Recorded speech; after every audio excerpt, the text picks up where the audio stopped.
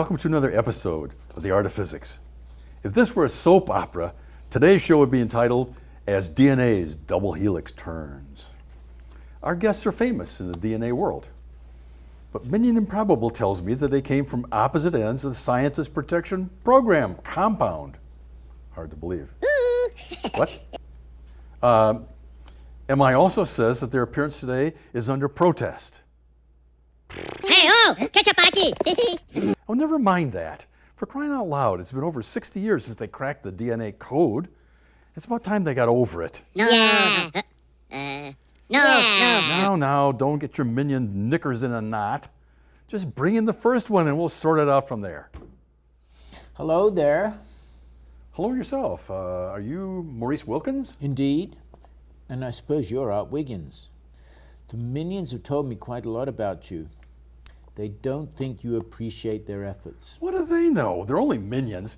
Anyway, let's get right to it. Were you born in New Zealand? Righto, but please don't call me a Kiwi. I don't like it. We moved to Birmingham when I was 7. Oh, you went to college at St. John's, Cambridge, and got a bachelor's in physics in 1938, but you didn't stay at Cambridge. Why was that? Well, if you must know, my degree wasn't good enough. So I meant I wasn't in the top. Well, so then what? I went home to Birmingham and found one of my professors at Cambridge who became a department head at the university there in Birmingham. He encouraged me to come and work on luminescence with John Randall. It looked like it would develop into a doctorate thesis topic, but then along came the war. So you were called to serve? Oh no, they just redirected our research to war-related topics. Luminescence was good for radar screens, but Randall was assigned to work on a radar project. They needed a much more powerful microwave transmitter, and he invented one that was smaller and stronger. Well, so then what became of your luminescence project? Well, Randall got so busy he didn't have much time to supervise me. That was just fine. I made plenty of progress, and eventually I got my doctorate. So that's how you spent the war? Not at all. A whole group of us from the University of Birmingham were sent to the US to work on the Manhattan Project. Wow, you worked on the A-bomb? It's not part of my life that I'm particularly proud of. My scientific task was separation of uranium isotopes, and I worked at Berkeley, California. The social life there was more than delightful, especially in the art community. One particular woman, Ruth, was quite appealing. But soon she became pregnant. We married, but she wasn't willing to come back home with me, so we divorced. Well, what happened to the baby? I don't know. I suppose Ruth raised him. Really? And you? Well, I wasn't about to stay in the U.S. I was disgusted with them dropping the bombs on 2 civilian centers in Japan. By then, Randall was a professor at St. Andrews in Scotland, so I joined him there.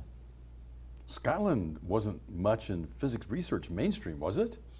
We weren't in regular physics anymore. Now we were doing biophysics, trying to study living things. Soon, Randall moved to King's College in London, and I followed him there. He was department head of physics and director of the biophysics research unit. The money flowed in and people followed. The money. What do you mean by that? All of England was sickened by the war, and we wanted desperately to recover. Biophysics seemed much more attuned to life, so we won many research grants. Since I was second in command, I was approached by many former war researchers looking for jobs. One of the first was a fellow who designed underwater mines. Before the war, he'd worked on a physics project, but his apparatus was destroyed by a bomb in the Battle of Britain. His name was Francis Crick. Although he didn't have a job, he told me he thought I should be using X-ray diffraction to study proteins, not DNA. And you should have listened to him and stayed out of DNA. Hello, Dr. Franklin. Oh, now you've gotten formal. Spare me, please. Dr. Franklin, may I call you Rosalind? Oh, why not? I've been called much worse since I was born in England in 1920. Well, certainly no one in school called you anything bad. You excelled in science, Latin, and sports. Oh, no, school was never a problem for me. The bad names came later, thanks to my friend over here. I received a doctorate in physical chemistry at Cambridge in 1945. Then came my dream job in Paris. I did X-ray diffraction studies on carbon atoms in coal. So you enjoyed working in France. Ah, mais oui. On the continent, they know how to live. But my whole family was in England. All my brothers were married and were starting their families.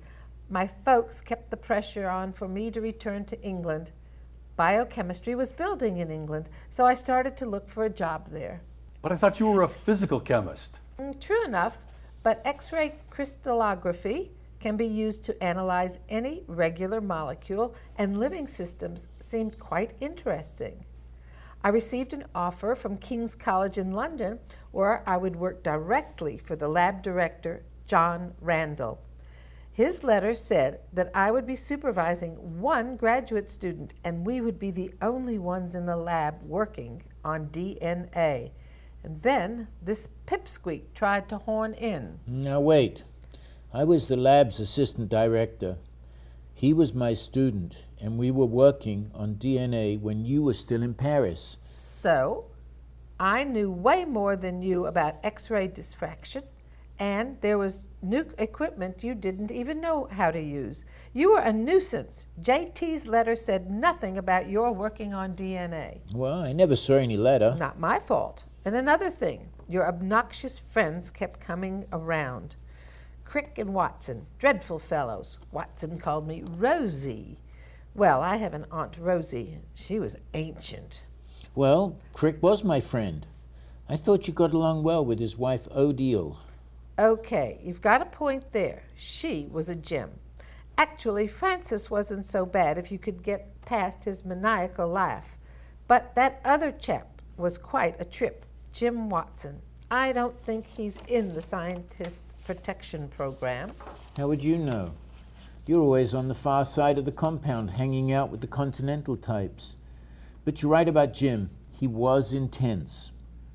Are you talking about James D. Watson, who won the Nobel Prize for DNA structure? That's right. Jim, Francis, and I shared the 1962 Nobel Prize. Not me. I didn't get any Nobel Prize, even though my photo 51 was critical to your analysis. Oh, right. I guess news doesn't get around the Scientist Protection Program very much. Jim Watson is still alive. He just made headlines in 2014 when he offered his Nobel medal for auction. It was bought by Britain's richest man for $4.1 million, and he gave the medal back to Watson. That's absurd. No Nobel laureate ever sold his medal. You're right about that. He was the first. Rosalind, I think I just figured it out. Jim wanted to raise money so he could get into the Scientist Protection you Program. might be right. He thought he would have to buy his way in. That's rich. Wait till he actually gets in and hears our theme song. Theme song? I don't really quite understand what's going on here, but it seems a little scary to me. Can we get back to some reality here?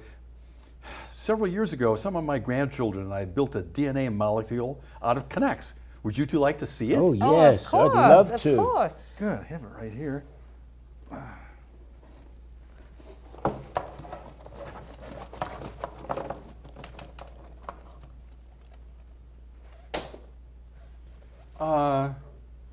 You can see the double helix.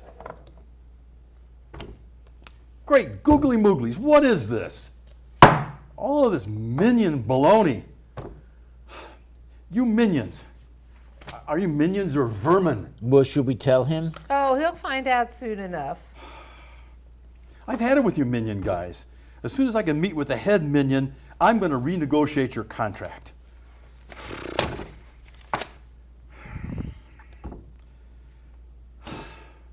Okay, I'm sorry, loyal viewers, and to you, Franklin and Wilkins, but this has just gone over the top. All right, until next time, I'm Art Wiggins. Now, where's that head minion? Oh my God.